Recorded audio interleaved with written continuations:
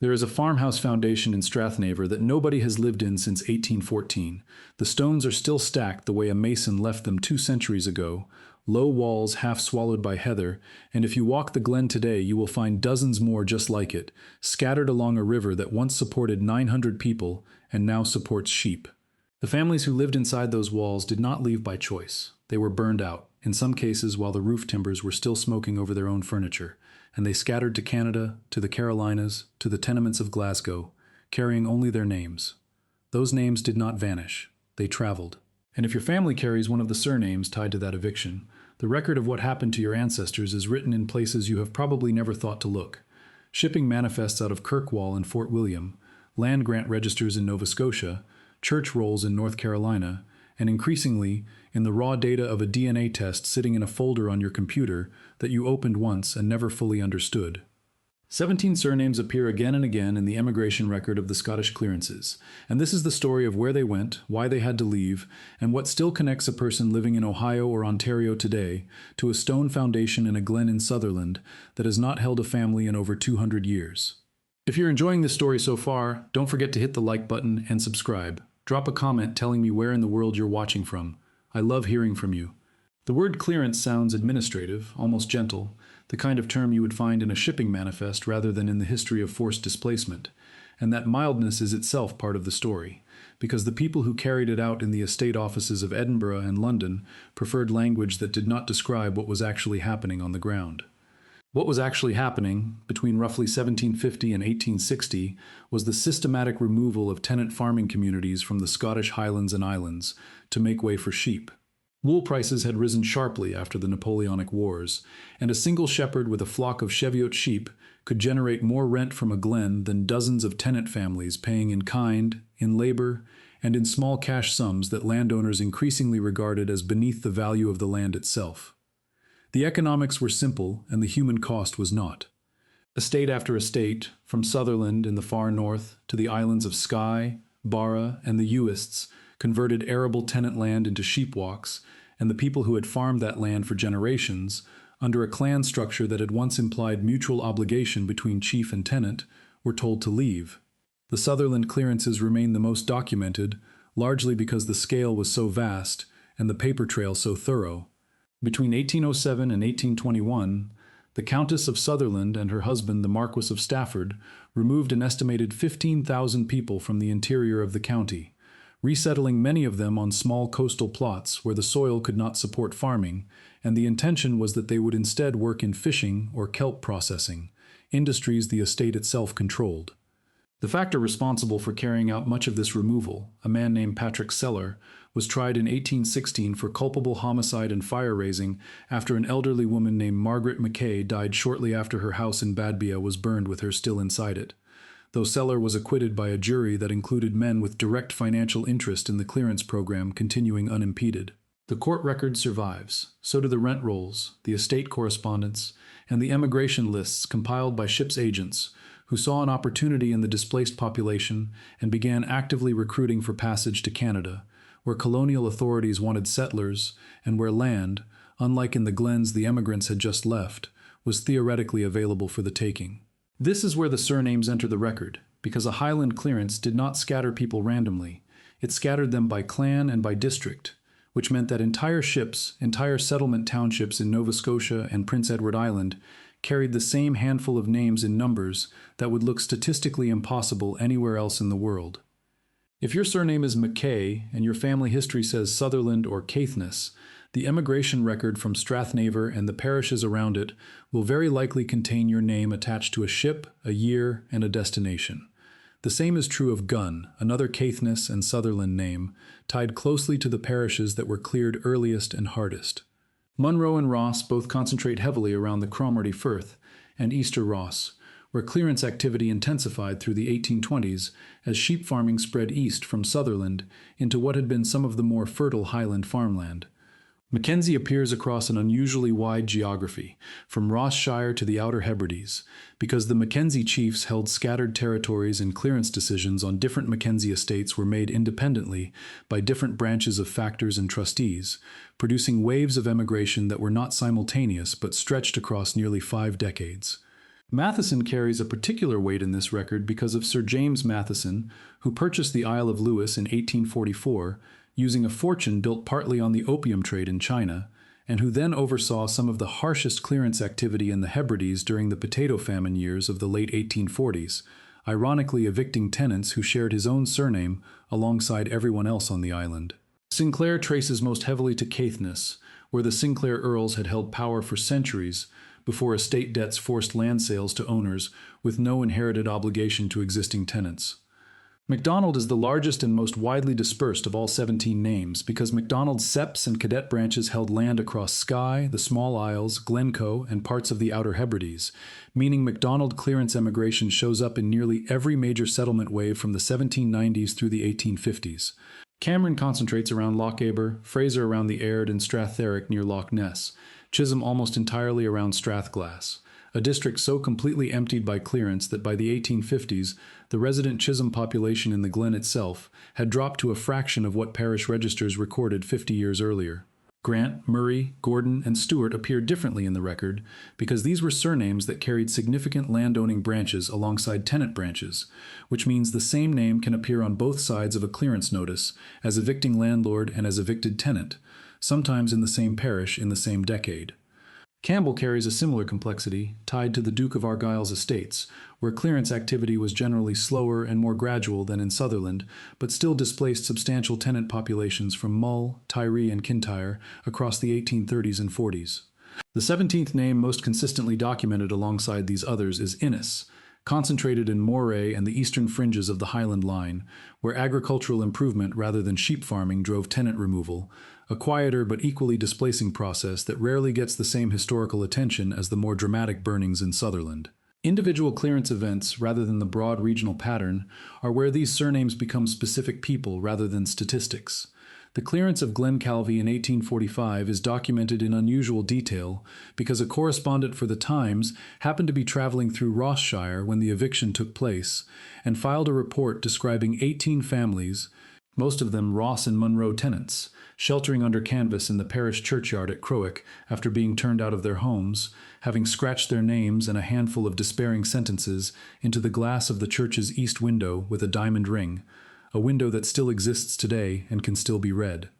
The clearance of Knoydart in 1853, carried out under the authority of Josephine MacDonald, removed roughly 330 people, many of them MacDonald and Cameron tenants, most of whom were shipped directly to Nova Scotia on vessels chartered by the estate itself, a pattern repeated on Barra and South Uist that same decade under the direction of Colonel John Gordon of Cluny, whose factors were later accused before a government commission of forcing reluctant emigrants aboard ship in handcuffs.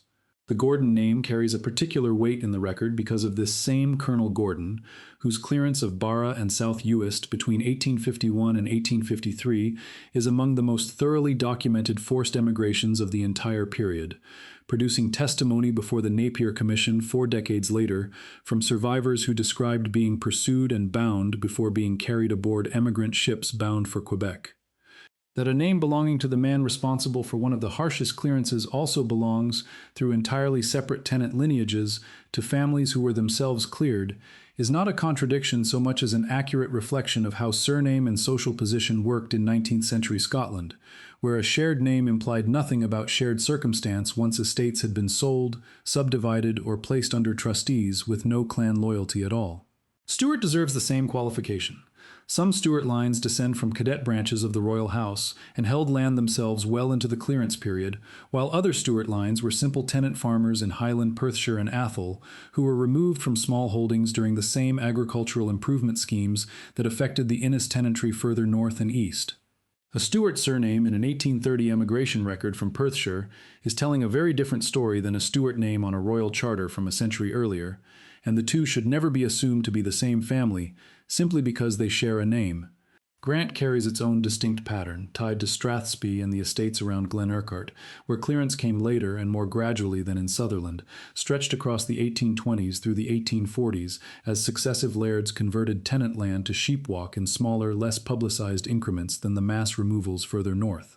Murray tenants appear scattered across Perthshire, Atholl, and parts of the northeast, a name broad enough that emigration records tend to be read alongside parish of origin rather than surname alone, since Murray as a place name and Murray as a personal name both existed independently for centuries before the clearance period began. Fraser tenants around Loch Ness and the Aird faced a slower economic squeeze rather than sudden mass eviction in most documented cases. Rents raised past what tenant farming could sustain until emigration became the only remaining option, a pattern historians sometimes call a quiet clearance, because no single dramatic burning marks the moment it happened, only a steady decline in the parish population recorded across 3 or 4 consecutive censuses.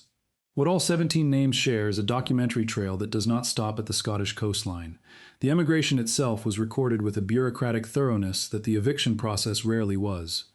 Ships' passenger lists from Cromarty, Thurso, Stornoway, and Fort William survive in colonial archives in Halifax and Charlottetown, and they list names, ages, parish of origin, and often the specific estate from which a family had been removed.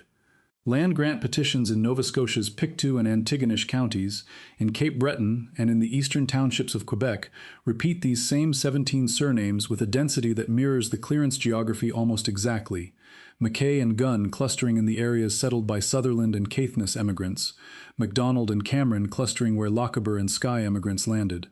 Church registers compound the pattern. Presbyterian congregations founded in the 1790s and early 1800s across Pictou County list elders and communicants under exactly these names, sometimes recording the specific glen the family had left, a detail the minister apparently thought worth preserving even when the civil authorities did not.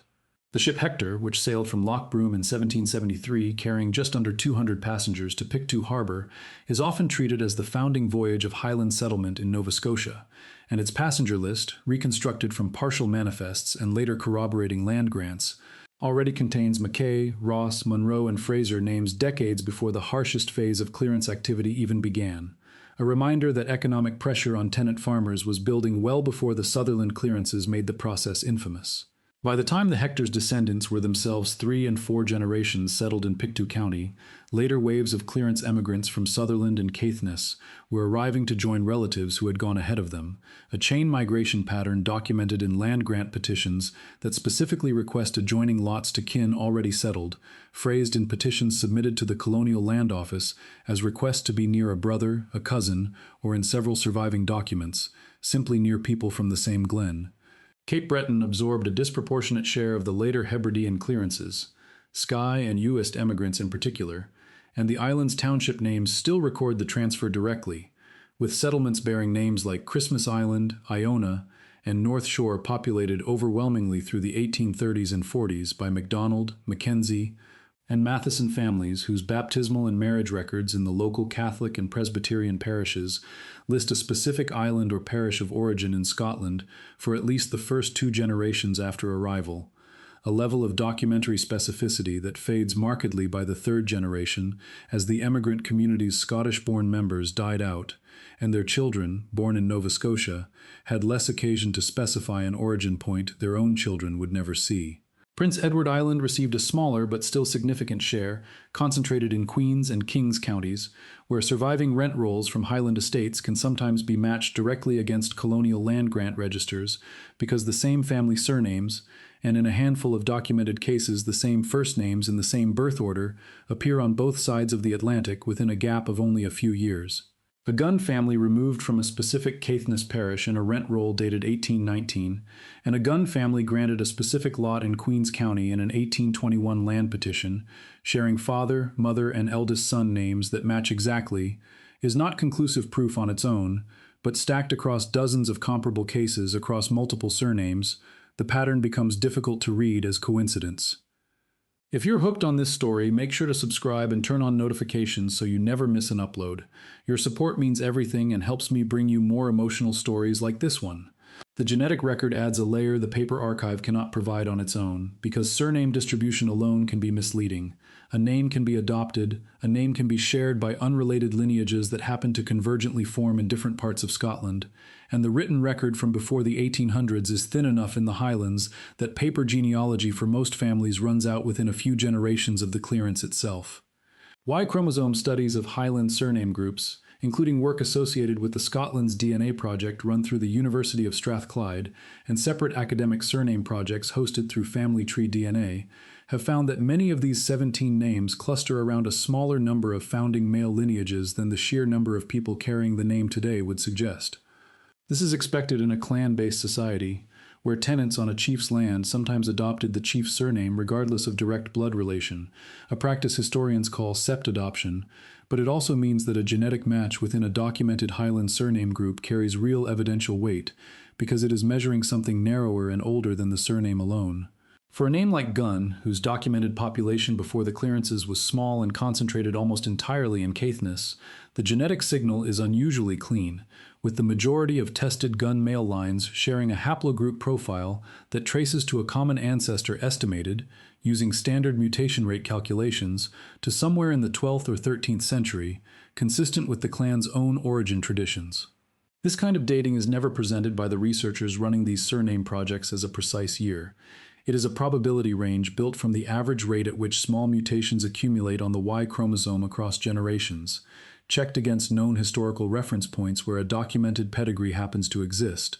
and it is treated by the geneticists themselves as a working estimate rather than a fixed date, a distinction that matters because commercial DNA companies sometimes present these ranges with more false confidence than the underlying statistics actually support. MacKay shows a similarly tight cluster centered on Strathnaver and the surrounding parishes, the exact ground zero of the Sutherland clearances, which means that a MacKay today whose test results place him within that cluster is not simply sharing a common surname with the families burned out of Strathnaver in 1814. He is very likely descended from one of them. Mackenzie and MacDonald show more genetic diversity, consistent with their documented status as larger confederations that absorbed multiple originally unrelated lineages over centuries, which means the DNA evidence for these two names has to be read alongside the specific district of origin rather than the surname alone.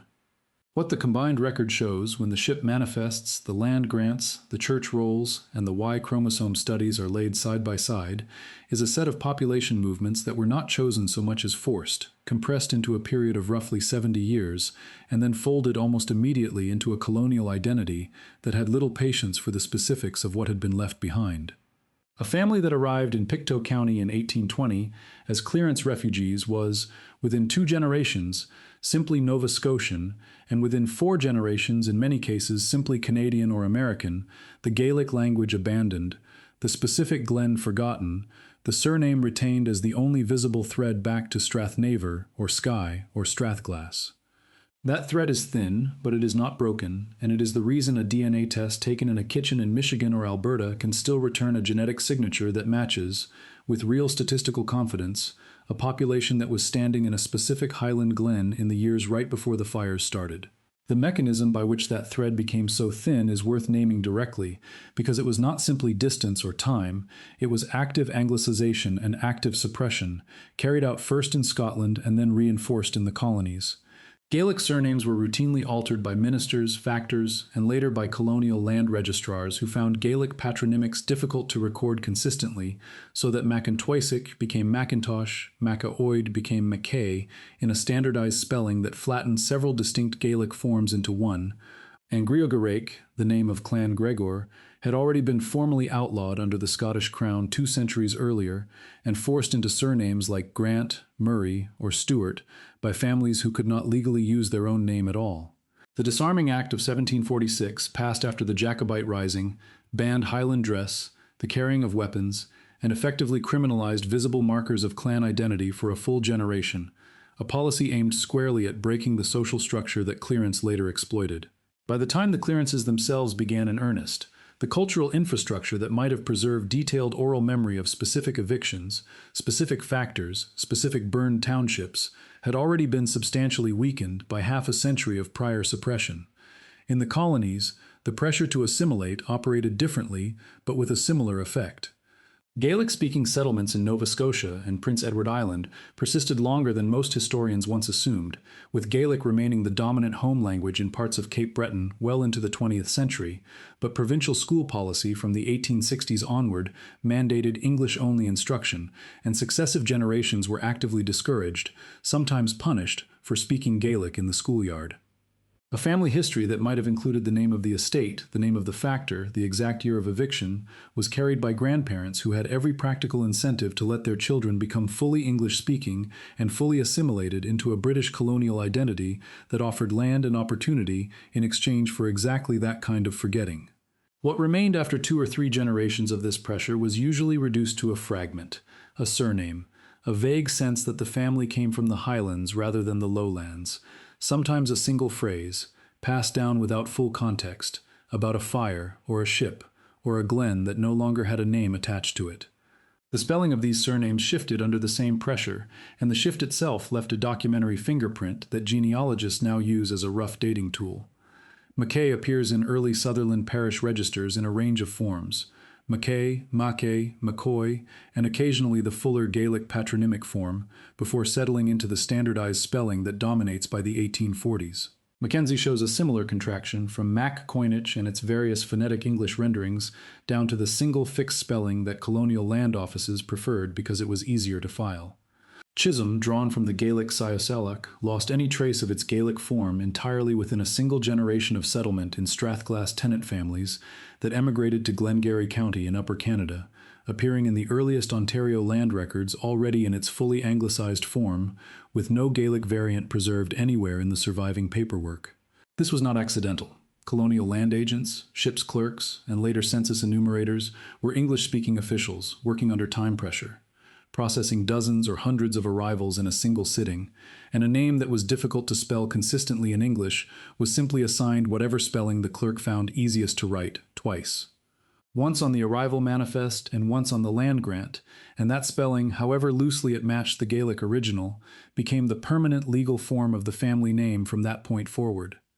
Family decisions compounded the institutional pressure. Surviving letters and diaries from second-generation Highland settlers in Ontario's Glengarry and Nova Scotia's Pictou County describe a conscious calculation made by parents raising children in the 1850s and 60s that fluency in English and visible assimilation into broader British colonial society offered a more secure future than preserving a Gaelic-speaking clan-identified household that outsiders in a growing English-speaking colonial economy were increasingly inclined to view as backward. A minister's diary from a Presbyterian congregation in Pictou County, held today in the Nova Scotia Provincial Archives, records a sermon delivered in 1858 urging the congregation to raise their children as, in the minister's own words preserved in his handwritten notes, good English-speaking subjects of the Crown, a piece of pastoral guidance that reflected a broader colonial current pushing an entire generation of clearance descendants toward exactly the kind of forgetting their grandparents in Scotland had never been given the choice to avoid. None of this happened through a single dramatic order. It happened through a schoolteacher correcting a child's Gaelic in the classroom, a land clerk writing a name the easy way instead of the accurate way, and a parent, generation after generation, deciding that the practical cost of remembering had grown too high to keep paying. Those fragments surface today in family testimony that genealogists and historical societies across Atlantic Canada and the American South have spent decades collecting, and the pattern in that testimony is remarkably consistent across unrelated families carrying different surnames. An elderly relative, usually a grandmother or great-aunt, mentions almost in passing that the family was put off their land, that they did not leave Scotland willingly, that there had been a fire, or that the name had been different before, softer in the mouth, before someone wrote it down wrong on a ship's register, and it stuck that way from then on. County historical societies in Pictou and Antigonish hold dozens of these recorded reminiscences, gathered mostly in the 1950s through 1970s, from the last generation who had heard the clearance story directly from parents or grandparents who had lived through it. And the details in these accounts, when checked against the surviving estate and shipping records, hold up with a consistency that surprised the historians who first began cross-referencing them. A Sutherland family's account of leaving from Helmsdale in 1819 matches a documented sailing of the ship Ossian in that same year. A Skye family's account of a specific glen being cleared for a single sheep farmer's tenancy matches an estate rent roll that records exactly that transfer of land use in exactly that year. What this means is that the fragment your own family may still carry, however thin, however reduced to a single sentence about a fire or a ship or a name that used to sound different, is very rarely invention. It is compressed memory, passed down by people who had every reason to let it go and chose, in some small way, not to. The DNA result that sits unexamined in a folder on your computer is the modern extension of that same fragment, a genetic echo of the specific Glen your surname is tied to, still detectable in the pattern of markers on a single chromosome passed from father to son with almost no alteration across 200 years, waiting for someone to actually look at the surname project data rather than the vague continental percentages the commercial test reports lead with. None of this requires a rare or expensive test to begin checking against your own family. A standard Y-chromosome test, taken by any male relative carrying one of these 17 surnames, can be compared directly against the published academic surname projects for Highland clans, most of which accept public submissions and publish anonymized cluster data specifically so that descendants of the clearances can check their own results against the documented parish of origin for their name. A family in North Carolina carrying the Sinclair surname preserved according to an account submitted to a regional genealogical society in 1964, a single detail across 5 generations, that their people had come from the far north of Scotland, from a place near the sea that nobody in the family had been able to name since the 1840s. Caithness parish records, cross-referenced against a Sinclair emigration to the Carolinas documented in colonial land grant petitions from the 1790s,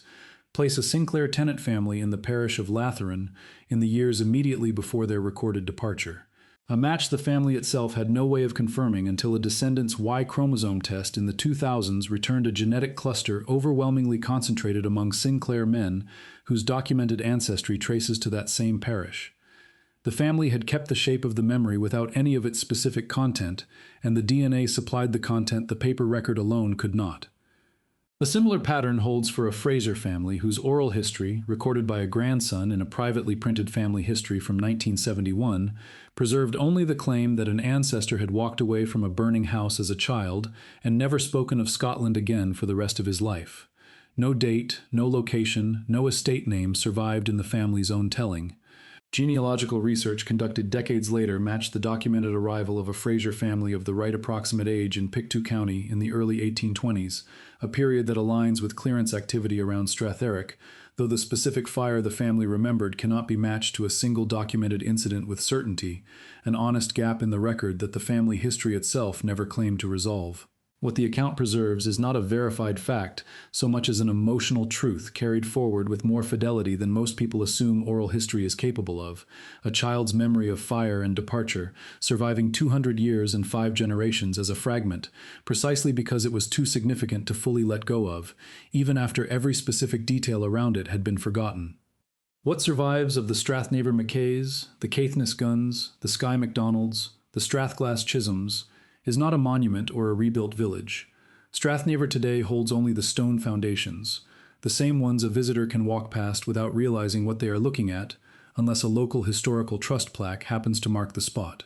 What survives instead is a Y-chromosome cluster in an academic surname study, a name on a Pictou County church roll from 1822, a spelling variant in a Caithness rent roll that no longer matches how the family writes its own name today, and, if your family is one of the 17, quite possibly your own last name, carried without full knowledge of what it cost to keep it, out of a glen in the Scottish Highlands and into whatever kitchen, in whatever country, you happen to be sitting in right now. Thank you so much for watching until the end. If you love this story, check out the other videos on your screen now. I think you'll really enjoy them. And don't forget to subscribe if you haven't already. See you in the next story.